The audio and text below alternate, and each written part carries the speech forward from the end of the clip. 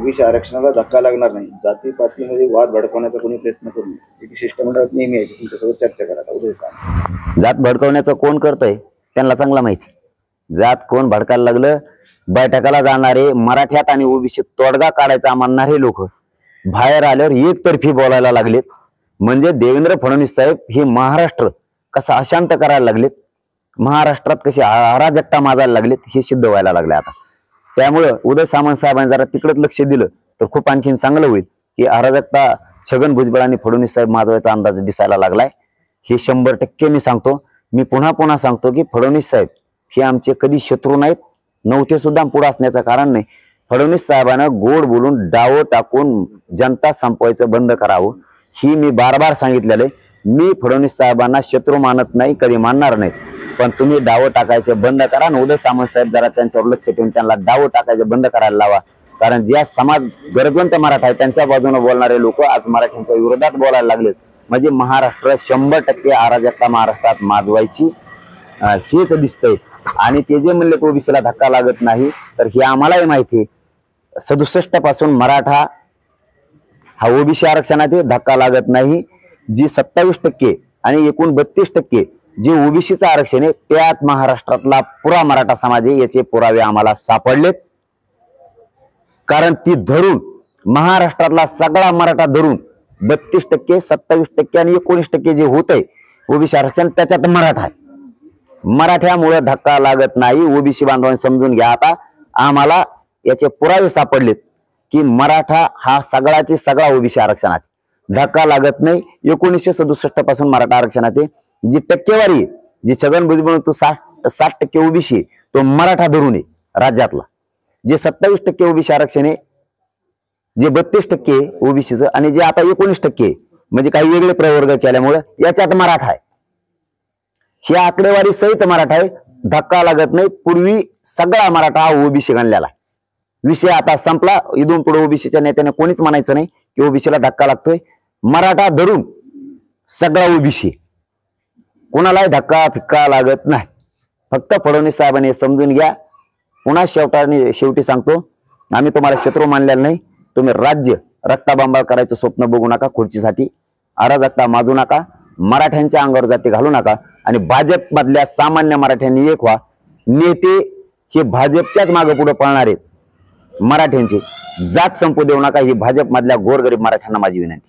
IAS योजना, IAS अधिकारी जे खेडेकर आहेत त्यांच्या मागे पंकजा मुंडेचा उगा तुम्ही नाव घेतलं म्हणून विरोध करायचा म्हणून मी करत नसतो. ज्या गोष्टीतली मला माहित नाही त्याच्यावर मी बोलत नसतो. मी कधी त्यांना विरोधक मानलेलं नव्हतं, कधी मानत नाही. त्याच शब्दावर तुम्ही त्यांचं नाव काढलं म्हणून त्यांचं नाव सुद्धा मी तोंडावर घेत नाही. कारण त्यांनी माझ्या मराठ्याला डाग लावलाय. आम्ही त्यांना नाही पाडून ते दोघंही आमच्या मराठ्यांच्या विरोधात त्यांच्या लोकांना शिव्या द्यायला लावायला लागलेत. त्यामुळे मी त्यांच्या प्रश्नाला उत्तरही देत नाही आणि कधी काहीच करत नाही. मराठ्यांच्या विरोधात ते विनाकारण झालेत, पाडलेलं नसून ते इथून मागेही पडलेले आहेत. त्यावेळेस त्यांना एवढं वाटलं नाही, एवढं माझ्या मराठ्यांचं ते शत्रू मानू लागलेत माझ्या मराठ्यांना. त्यामुळे ते कोण आयेशन फायेशी आणि ते कशाने झाले हे मला माहित नाही. मला डिटेल माहीत झाल्याशिवाय मी बोलत नाही. आणि त्या मागे त्या IAS अधिकाऱ्यांच्या उगच मग विरोधक म्हणून उत्तर द्यायचं म्हणून उत्तर देण्यातला मी नाही. कारण ते संस्कार आमच्यावर नाहीत. आम्ही त्या माग आहेत का नाहीत त्यांच्या हे आम्हालाच माहित नाही. बरेच उगाच विरोध करायचा म्हणून म्हणायचं हा ते माग आहे म्हणल्यावर मग असंच होणार. आमच्यावर संस्कार चांगले आहेत. आम्ही विरोधक मानत नाहीत त्यांना कुणाला. आणि उगाच द्यायचं उत्तर म्हणून मी देत नाही. मला ज्या गोष्टीतलंच माहित नाही त्याबद्दल मी बोलू नये. कुणी म्हणलं तुम्ही बोला त्यांच्या विरोधात म्हणून मी बोलावं, हे संस्कार आमच्यावर नाही. पाटील, प्रकाश आंबेडकरांची काही तुम्ही भेट घेणार आहे का, काही चर्चा करणार आहे का? काल त्यांनी जी भूमिका घेतली याबद्दल काही चर्चा करणार आहे, संवाद साधणार आहे का? त्यांनी गरिबाच्या बाजूने उभा राहावं एवढी आम्हाला अपेक्षा आहे ना आशा आहे. गरजवंत वंचिताच्या बाजूने त्यांनी राहावं आणि तोच रोल त्यांना शोभतो. तोच रोल त्यांच्यासाठी लीडर म्हणून परफेक्ट आहे.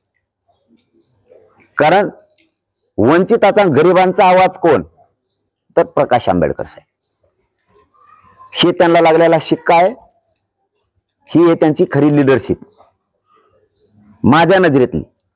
प्रकाश आंबेडकर साहेबांची वंचिताच्या गरजवंतांच्या बाजूची लिडरशिप आहे. ते कोणाला जुमानत नाहीत, मग सरकारला नाही विरोधकांना नाही. ही त्यांची मराठ्यात असणारी प्रतिमा आहे. त्यांच्या शब्दाला मान सन्मान मराठा त्यांना आहे मराठा समाजात, आणि वंचित समाजात गरजवंत मराठ्यात आणि इतर जाती सुद्धा त्यांना तोच सन्मान आहे की ते निर्भीडपणे बोलतात आणि गरजवंत वंचिताच्या बाजूने उभा राहतात. लीडर गरजवंताचा आणि गरिबांचा प्रकाश आंबेडकर साहेब असा त्यांना शिक्का आहे. परंतु आता फडणवीस साहेबांनी काय गेम टाकलाय आणि काय नाही, त्यांनाच नाही म्हणत मी, बैठकीला जाणारे सगळे तसे होते. 10 महिन्यातला माझा अनुभव आहे. मी एकट्या आंबेडकर साहेबांबद्दल बोलत नाही, कोणी गैरसमज करून घ्यायची गरज नाही. हा, पण फडणवीस साहेब बहुतेक धमकी देत, गरिबाचं काम करू नका. दुसऱ्या जातीचं विशिष्ट मंडळ गेलंय, हा चाल तुला इतक्या दिवसात करतो, नाही तर गब्बास, नाही तर जेलात टाकीन, तो फाईल बाहेर काढी, तुला आमदार करतो, मंत्री करतो, बोलू नको. हे नुसते धावसाधवशी. आणि महाराष्ट्र त्यांना अशांत करायचा छगन भुजबळ आणि त्यांना दोघाला असं दिसतंय. याच्यातून फडणवीस साहेब सत्ता येत नसती. मराठ्याला तुम्ही एकदाच आरक्षण दिलं तर या पठ्ठ्या मराठ्याने तुम्हाला 106 आमदार दिले, ते विसरू नका. हा, द्यावं लागतं तेव्हा अपेक्षा करावं लागते. ज्यांनी दिलं नाही म्हणताय ना तुम्ही, त्यांना सुद्धा उलट पालट मराठ्यांनी पाडले. हो, त्याला द्यावं लागतं, काम करावं लागतं. असे भांडणं लावून जातीत सत्ता नसती मिळत. कळण तुम्हाला, तुम्ही असे भांडणं लावित राहा, तुम्हाला 2024 ला कळण. नसतं मराठ्याला आरक्षण द्या, बघा मराठी डोक्यावर घेऊन नाचते की नाही. भांडणं कलागती काय लाविता, झुंजी काय लाविता, कोंबड्याचे भांडणं लावले म्हणे. त्याच्या पुढे काहीतरी टाकीता, 4-2 दाणे त्या भुजबळाच्या, ते लय मोठ्या कोंबड्यातला ते मरेल कोंबडा असल्याने खेळ झालाय तो. दाणे टाकीता, देतात झुंजलून नुसती, त्याला काही कळत नाही. तुमच्या हातात सत्तेचे दाणे आहेत, तुम्ही फेकत आहात त्यांच्या पुढं. काय फडणवीस साहेब, अशाने कुठे सत्ता येत असती, अशाने कुठं राज्य शांत राहत असतं, याने कुठं जातीवाद बंद होत असतो का?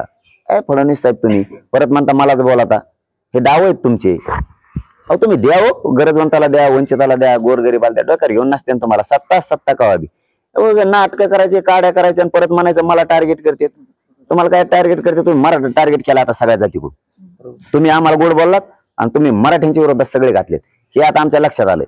भाजप मधल्या गरीब मराठ्यांना सांगतो, आपली जात संपायला निघाले ते सावध व्हा. माझं काय जाणार नाहीये, मी मरायला तयार आहे.